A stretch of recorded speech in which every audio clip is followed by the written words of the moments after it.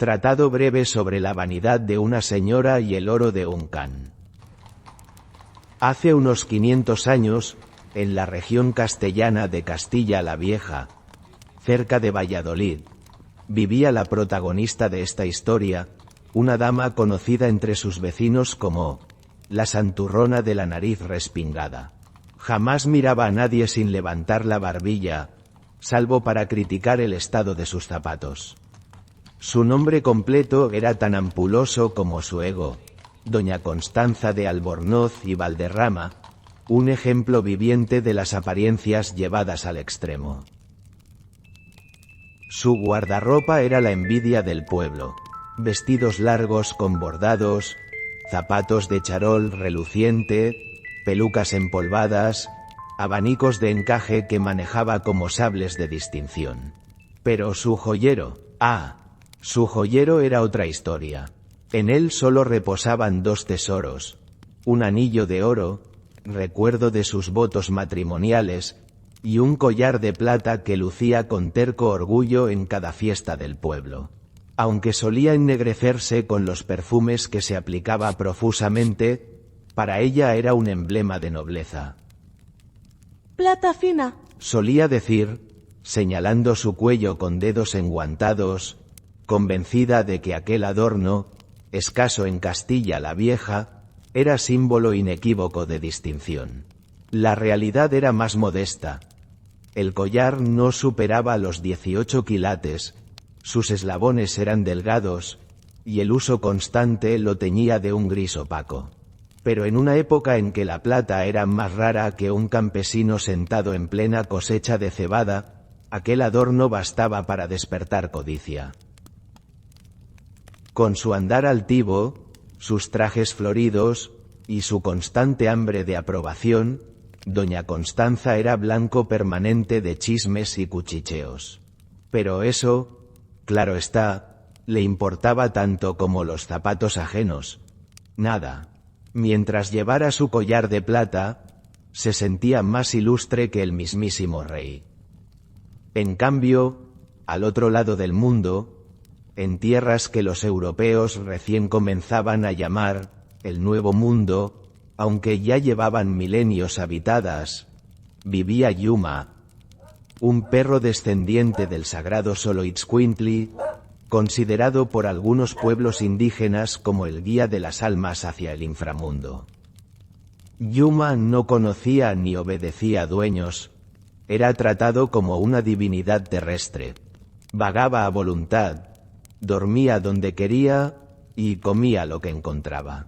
En su cuello relucía una cadena de oro macizo, de la cual pendía un colgante del tamaño de un huevo de gallina, también de oro puro. El brillo de su ornamenta contrastaba con su natural calma y despertaba asombro entre quienes compartían su territorio. En esas tierras lejanas, aquel metal dorado, tan codiciado en Europa, era tan abundante como las piedras en los ríos.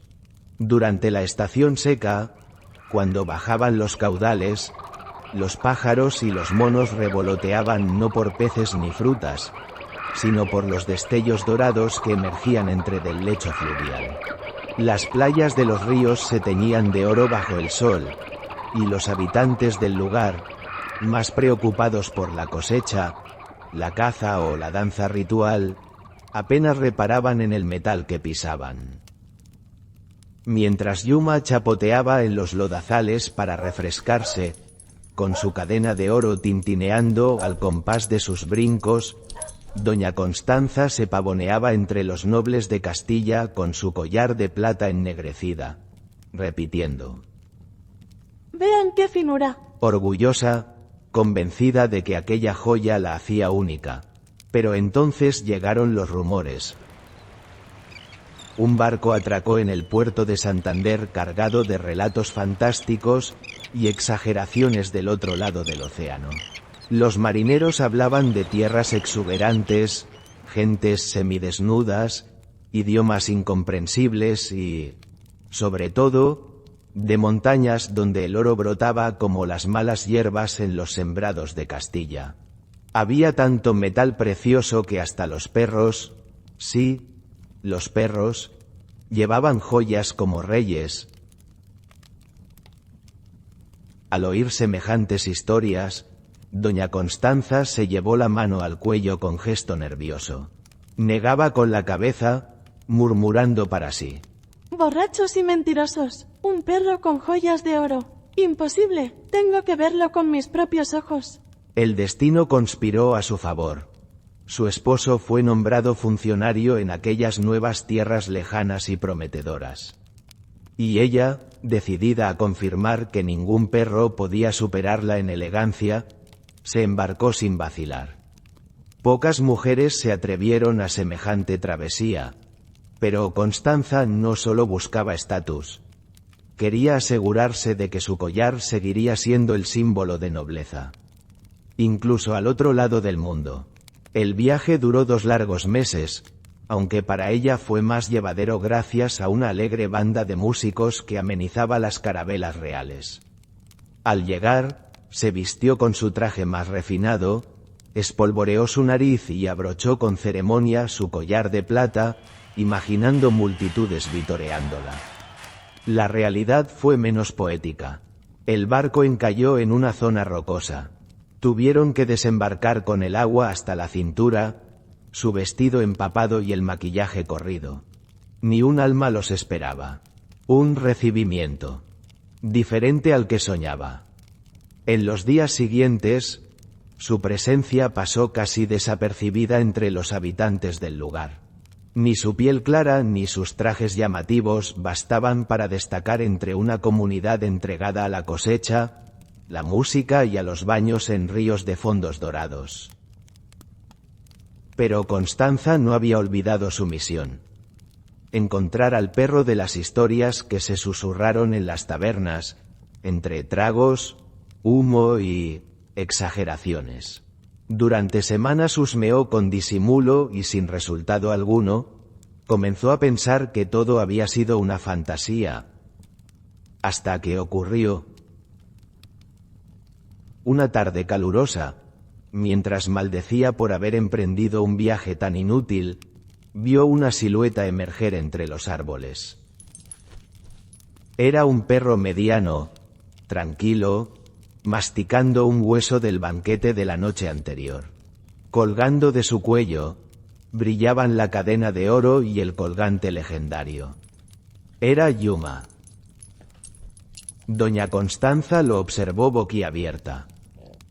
Y sin contenerse, se dirigió a él con voz altiva. ¡Qué despropósito! Un perro con joyas tan finas. Solo los nobles como yo merecen tal lujo. Yuma la miró con indiferencia y siguió royendo su hueso. Ella, indignada, tomó un palo y se acercó decidida a quitarle sus joyas. Yuma no opuso resistencia. Al contrario, pareció aliviado cuando el peso desapareció de su cuello. Lo único que lamentó fue que le interrumpieran su merienda. Como muestra de gratitud, lamió los zapatos de la señora, y luego, alegre y libre, desapareció entre la maleza. Esa misma noche, doña Constanza celebró una ceremonia íntima. Se colocó la cadena de oro con sumo cuidado, escondiendo el dije bajo su vestido para no llamar la atención. Su viejo collar de plata fue relegado al fondo del cofre, junto al anillo de bodas. El viaje había valido la pena. Ya se imaginaba regresando a Valladolid, gloriosa, admirada, adorada como una diosa por lucir un oro que, aunque ella jamás lo admitiría, alguna vez perteneció a un perro. Pasaron los meses. La santurrona de la nariz respingada, ahora duquesa doña Constanza de Albornoz y Valderrama, volvió a pasearse por el pueblo con la frente aún más en alto.